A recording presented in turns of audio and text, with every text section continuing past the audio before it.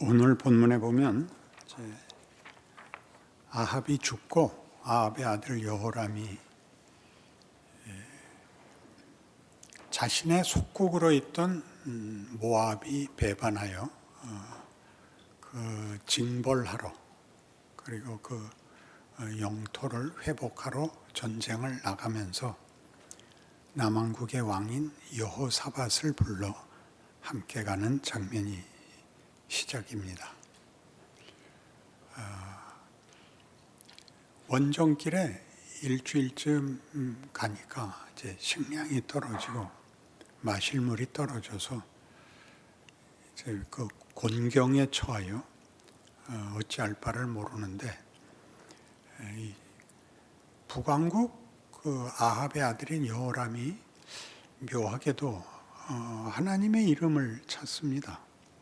여호와께서 오늘 우리를 여기서 죽게 하시려나 보다 그렇게 말하는데 그것이 믿음을 가진 건지 어떤 의도인지는 나와 있지 않습니다.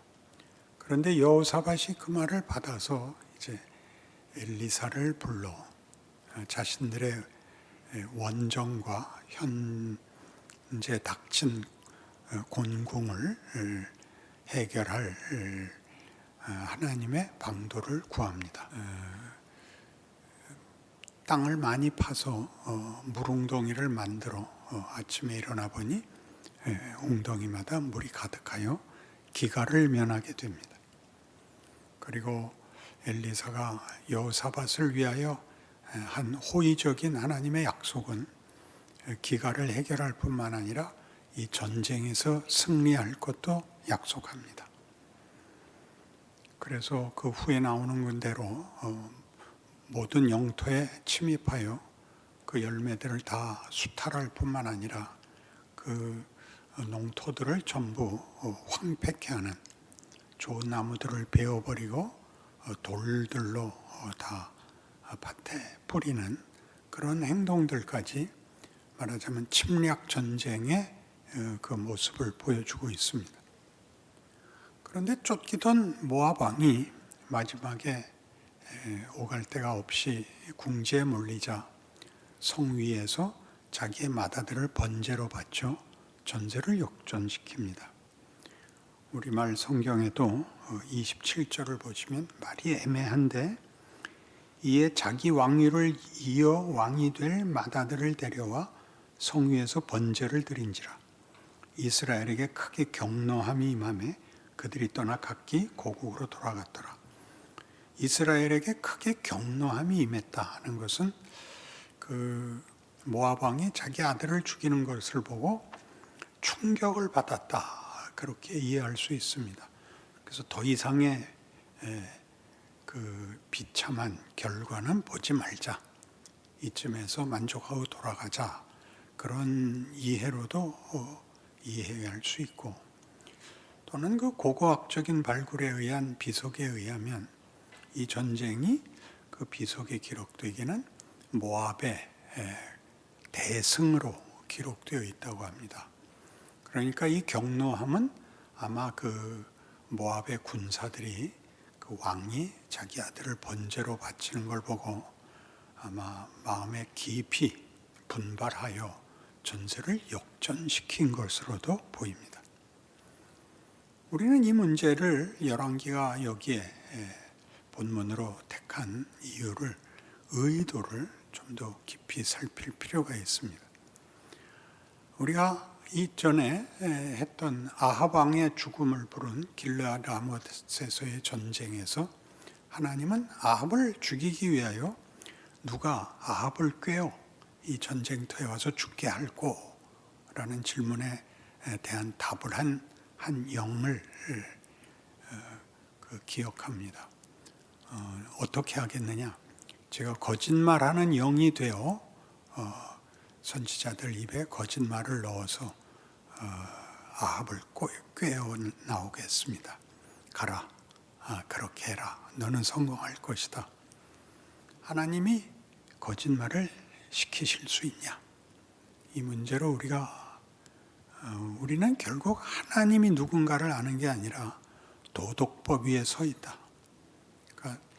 그 도덕법이 인격자이고 창조주며 부활이신 하나님의 그 풍성함을 제안하고 우리가 도덕적으로 오르면 당연한 결과를 보상받는다는 식의 신앙으로 잘못할 수 있다. 도덕을 다 지키면 뻔뻔해집니다. 난 나 할 거 다 했어. 이렇게 자신감에 차서 동정도 용서도 없는 사람이 된다 했습니다.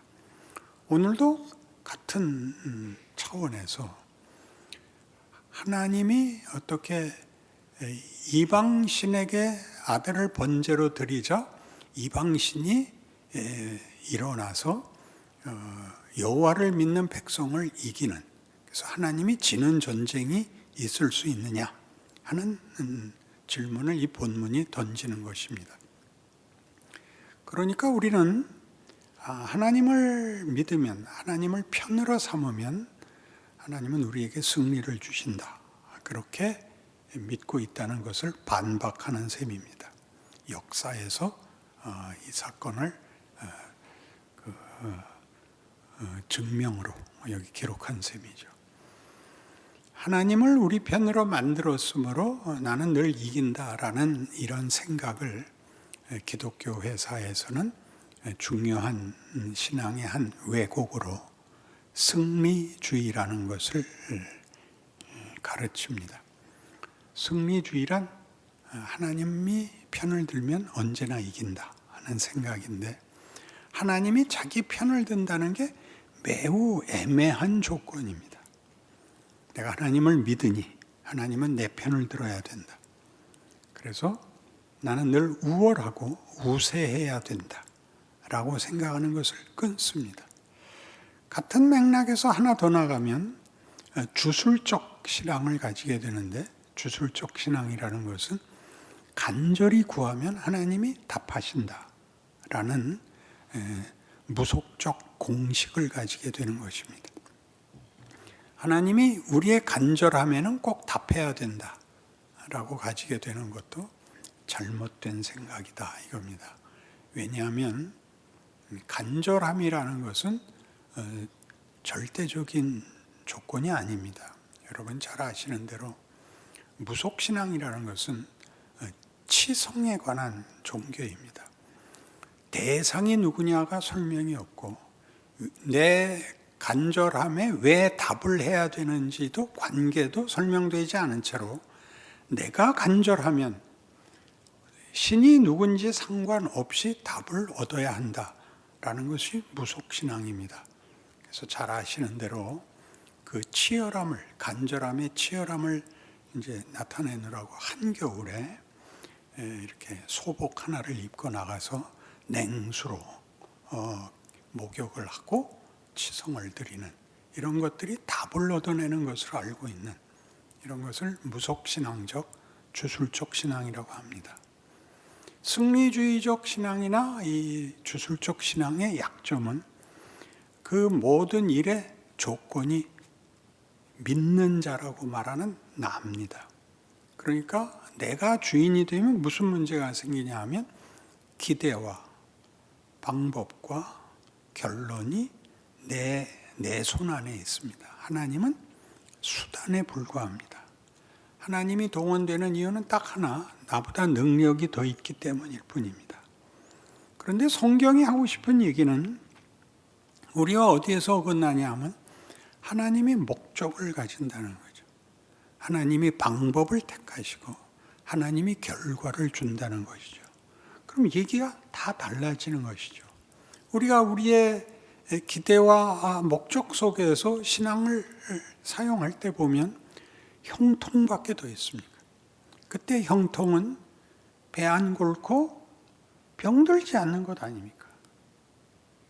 그거는 신명기 6장에서 이미 출애굽한 백성들이 그 광야 생활을 하면서 겪은 시험이고 훈련입니다. 성경은 그 시절을 설명하기를 내가 너희를 낮추고 시험하여 너희 마음이 어떤지 알려 하였노라 라고 합니다. 하나님이 아는 것이 문제가 아니라 백성들로 알게 하죠. 뭘 알게 했죠? 사람이 떡으로만 사는 것이 아니고 하나님의 말씀으로 산다. 그러니까 하나님이 목적이어야지. 너희가 목적이면 떡이다. 오늘 하루 사는 것이 전부이지 너희는 너희 인생의 궁극적 목적과 가치와 내용과 그 방법에 대해서 전혀 너희는 조건도 실력도 없다. 그것은 우리를 무시해서가 아니라 하나님의 크심으로 우리 에베소서 1장에서 늘 인용했듯이 우리로 하나님의 영광의 찬송이 되게 하시겠다는 하나님의 뜻에 관한 것입니다. 그러니 우리의 신앙생활 속에서 우리가 간절함과 치열함과 또는 주를 위해서 한다는 소리들이 다 결국은 우리가 아는 행복, 우리가 아는 승리에 묶여 있는 것에 여기 열왕기의 이 사건, 역사 속에서 하나님이 말하자면 그걸 깨시는 거죠. 우리의 기대, 우리의 공식을 깨는 겁니다. 우리는 이미 아합에게서 하나님의 정의라는 것이 자비와 긍휼과 기적과 그리고 하나님이 약속하시는 영광의 자리로 가기 위해서는 도덕을 넘어서야 된다라고 말씀하신 것 같이 여기서도 우리의 진지함이나 우리의 형통이나 우리의 최선 같은 것이 필요한 것이 아니고 그것보다 넘어가는 것을 요구하고 있다. 이렇게 되어 있는 것입니다. 그래서 이제 가장 큰 싸움이 뭐냐 하면 십자가입니다. 십자가는 승리냐, 패배냐 하는 것이죠. 여러분은 패배라고 말을 할 수 없죠. 그러나 세상은 십자가가 패배라고 얘기합니다. 예수가 죽은 자리니까요. 기독교에서만 그 죽음은 부활로 가는 문이었습니다. 그러나 부활을 아는 것은 믿음을 가지지 않고는, 예수를 믿지 않고는 알 수 없는 일이고, 우리는 이 사실을 알고 있음에도 십자가를 회피합니다. 죽어야 된다는 것을 인정하지 않죠. 십자가 없이 부활을 가지려고 합니다. 그럼 십자가가 왜 필요하냐? 십자가를 넘어가지 않으면 우리는 우리가 아는 최대치, 최선, 최고에 묶이죠. 그것이 다 죽어야 하는 문제라는 걸 모릅니다. 그것을 넘어서야 한다는 것을 모릅니다. 하나님은 우리를 하나님의 영광으로 만들고 싶으시고 하나님의 자녀로 만들고 싶으시고 하나님의 통치를 이을 자로 우리의 미래를 준비하고 계십니다. 그것이 기독교 신앙입니다. 이 세상을 살아서 고생을 해야 되는 이유와 예수님께서 이 땅에 오셔서 우리를 구원하기 위하여 십자가를 지시는 문을 꼭 통과해야 하는 것처럼 그것이 섬김이며 사망이 끝인 세계의 문을 만들어야 했던 자리였던 것 같이 우리에게도 우리가 이 세상 사망이 십자가가 패배라고 알고 있는 세상에서 그 패배, 그 사망이 우리를 삼키는 조건 속에서 그 사망을 통과하는 인생 훈련을 요구하고 있습니다. 그게 우리가 앞에 있었던 도덕성이나 주술적인 신앙이나 승리주의는 다 사망의 길을 외면하는, 우리가 알고 있는 승리는 패배와 대별되고 우리가 아는 형통은 이 사망과 분리돼야 맞습니다. 그러나 하나님은 이 약속을 가진 하나님의 영광의 찬송이 되게 할 우리를 사망의 조건 속에 집어넣고 훈련을 시키십니다. 여기가 우리가 통과하지 못하는 지점일 것입니다. 성경은 예수의 오심에 대해서 이사야 6장에 나타난 바와 같이 이사야의 선지 소명에서 드러나는 네가 가서 말씀을 전해도 저들이 보아도 들어도 깨닫지 못할 것이다 의 사명을 갖고 옵니다. 예수님이 오셔서 그 이사야에게 줬던 사명의 주인공이 나다. 내가 그 너희가 보아도 모르고 들어도 모를 그 주인이다. 그리고 내가 하는 일이 그런 것이다. 너희는 보지도 못했고 듣지도 못했고 생각도 못한 일이다. 이렇게 연결되는 겁니다. 예수께서 우리가 모를 일을, 모를 길을 여셨고 모를 약속을, 모를 목적을, 모를 방법을 이제 허락하십니다. 뭐죠? 사망을 이기는 부활 생명입니다. 예수를 믿는다는 건 그 신분에 있어서 사망이 운명이 되지 않는 인생, 승리가 인생이 되는 인생, 부활이 이기는 인생이 됩니다. 예수를 믿고도 왜 죄를 짓느냐 하는 문제가 많은 성도들을 괴롭히는데 잘못을 합니다. 그러나 그게 죄가 되지 않습니다. 죄는 사망을 만드는데 우리에게 일어나는 잘못은 신분상 사망을 선고하지 못합니다. 법 아래 있을 때는 사람을 죽인 것이 죄지만 말하자면 예수를 믿은 다음에는 이런 어떤 잘못들이 그런 사망 아래 들어가는 그 처벌을 받지 않고 혼만 납니다. 여러분, 이것이 여러분의 도덕성을 약화시키지 않기를 바랍니다. 자녀를 기르는 것이니까요. 자녀를 기른다는 것은 잘잘못을 그에게 대입할 때 훌륭하게 만들려고 대입하는 것입니다. 살려둘까 죽일까를 판가름하는 것이 아니라 어떻게 해서든지 훌륭한 사람을 만들기 위하여 그에게 일어나는 모든 일에 대하여 말하자면 마땅한 처벌을 할 수밖에 없습니다. 상을 주기도 하고 벌을 주기도 하지만 그게 궁극적인 결과물이거나 운명이 아니라 그를 기르기 위한 길러가는 과정으로 됩니다. 그래서 로마서 8장 1절은 그러므로 그리스도 예수 안에 있는 자들에게는 결코 정죄함이 없느니라. 죄를 묻지 않습니다. 죄를 묻지 않는다는 것은 사망을 선고하지 않습니다. 이는 그리스도 예수 안에 있는 생명의 성령의 법이 죄와 사망의 법에서 너희를 구원하였음이라입니다. 그러니까 우리는 생명과 성령의 법 아래에 있는 겁니다. 그러니까 우리는 하나님의 자식입니다. 이제는 자식을 기르는 관계는 공포가 등장하는 게 아닙니다. 부모가 두려울 수 있지만 그것은 공포가 아니고 그는 진정성입니다. 그렇지 않습니까? 자식이 부모 말을 다 듣지 않지만 잘못했다고 해서 죽이는 법은 없습니다. 죽는 것보다 더한 벌을 받을 수도 있죠. 그러나 그건 다 궁극적으로 하나님의 목적을 이루기 위한 하나님이 우리에게 요구하시는 그 자리를 위한 그 포상입니다. 그러니까 거기서 끝나지 않아야 되고 벌도 거기서 끝나지 않아야 됩니다. 이런 일들이 하나님이 창조요 부활의 하나님이라는 사실을 고백하면서도 우리가 알고 있는 한 세상 살고 말 인생을 체념한 채 고 한 80평생 안에서 자존심 하나 지키고 살게 해 주십시오로 이렇게 약화시키는 모든 것에 대하여 하나님이 화를 내십니다. 그게 구약에서 우상입니다. 우상은 바알을 섬겼다, 아세라를 섬겼다가 우상이 아니라 하나님만이 우리에게 요구하시고 주실 수 있는 정도로 가는 길을 곁길로 가서 타협해버린 모든 것이 우상이 되는 것입니다.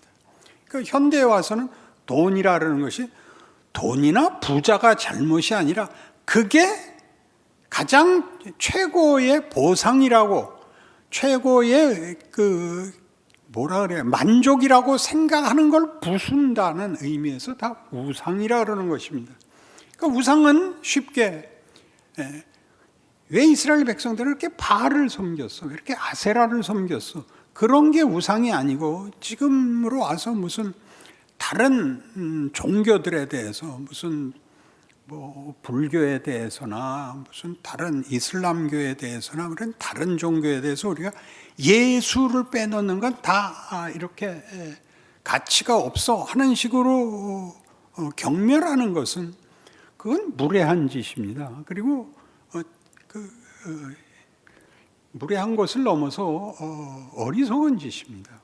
우리는 그들이 얼마나 잘못됐고 그건 형편없는가를 위해서 와 있지 않고 우리를 부른 이는 예수에게서 보이신 하나님이시다를 알라고 있는 것입니다. 그들보다 우린 달라야죠. 자식이란 최소한 자신감이 있는 겁니다. 신분상 자신감이 있는 겁니다. 우리 아버지가 누구야? 이 말은 급하면 하는 겁니다.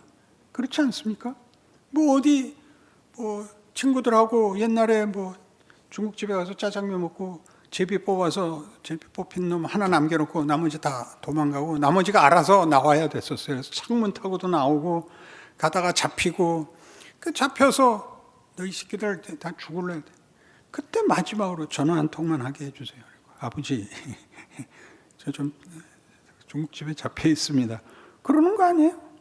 혼은 나지만 그래서 아버지가 와서 목을 댕강 잘랐다. 그런 예는 여러분 상상도 하지 않을 거 아닙니까? 예수를 믿는다는 게 뭔지 모르는 거죠. 사도행전 4장 12절에 나오는 예수 외에 구원을 얻을 만한 다른 이름을 준 적이 없다. 그럴 때 예수를 부르면 되는 거다. 그런 말이 아닙니다. 예수로 보인 통과, 그 과정, 그 방법을 보라 말이죠. 구원이라는 것을 하나님이 어떻게 사망을 꺾고 거기에 부활을 심는가 라는 이 거대한 구원 역사의 증언들을 통하여 하나님의 온 우주에 대하여 전 세상에 대하여 구원의 목적, 창조 때 그리하셨듯이 구원에 대해서도 하나님이 전체에 대한 목적과 열심과 그리고 힘쓰는 일들이 역사 내에 담겨 있다. 이렇게 얘기하는 겁니다. 그러니 우리 보고도 지금 코로나입니다. 코로나는 없어져야 할 병이기보다 더 우선해서 하나님의 끊임없는 도전입니다. 우리가 딴 생각 품고 쉽게 널브러져 있으면 와서 깨우는 겁니다. 벼락치듯이 욥의 울부짖음의 폭풍 속에 찾아오시듯이 하나님이 우리의 잠자는 영혼을 깨우고 안일한 일상을 깨우기 위해서 하나님이 얼마든지 일하실 수 있습니다. 그러니 온 세상이 하나님께서 창조주시고 심판자이신데 부활이 역사 속에서 일어난 하나님의 그 지극한 증명인데 무엇이 환경, 무슨 민족, 무슨 역사, 무슨 뭘 갖다 대더라도 그런 모든 것이 다 하나님 하시는 일에 거역이나 무슨 반발이나 무슨 장애나 무슨 하나님이 타협하시거나 회피할 일이 어디 있냐 이렇게 얘기하는 것이 성경입니다. 그러니 여러분의 알량한 이해와 소원으로 타협하자고 하나님께 하는 기도는 그건 천벌을 받을 기도입니다. 너 나한테 그거 하나 해달라는 거냐? 그겁니다. 아버지, 성적은 따지지 마시고 용돈이나 많이 주십시오. 야, 용돈이 문제냐? 내 모든 걸 너한테 물려줄 거야. 근데 너 공부는 어떻게 하고 있냐? 그렇게 물어야 아버지 아닙니까? 여기서 빗나가시면 우리는 겁내지 않을 것을 겁내게 되고 감사해야 할 것을 잊고 살게 됩니다. 돌아와 이제 여기에 성경의 증언들을 들으십시오. 여러분들의 힘은 어디 있습니까? 예수로 증명된 하나님의 사랑, 하나님의 권능, 우리의 모든 못난 것들이 다만 손해보는 것으로 끝날 수 없는 하나님의 권능, 지혜 속에 우리가 부름을 받고 있다는 사실로 이 시기를, 여러분 인생을, 여러분의 현실적 모든 처지들을 이겨내셔야 합니다. 그것을 믿음이라고 합니다. 기도하십시다. 하나님 아버지, 우리 인생은 곤고합니다. 그것은 하나님이 우리에게 도전하시기 때문입니다. 우리를 기르시고 우리로 복되게 하시고 우리로 명예롭고 영화로운 자리에 오라고 하나님이 그렇게 씨름하십니다. 이 사실을 놓지 않게 하여 주옵소서. 쉬운 길로 도망가게 놔두지 마옵소서. 비겁하거나 부끄럽거나 무엇보다 변명하고 외면하는 어리석고 못난 자리에 서지 않는 우리의 일생이 되게 하여 주시옵소서. 예수님 이름으로 기도합니다. 아멘.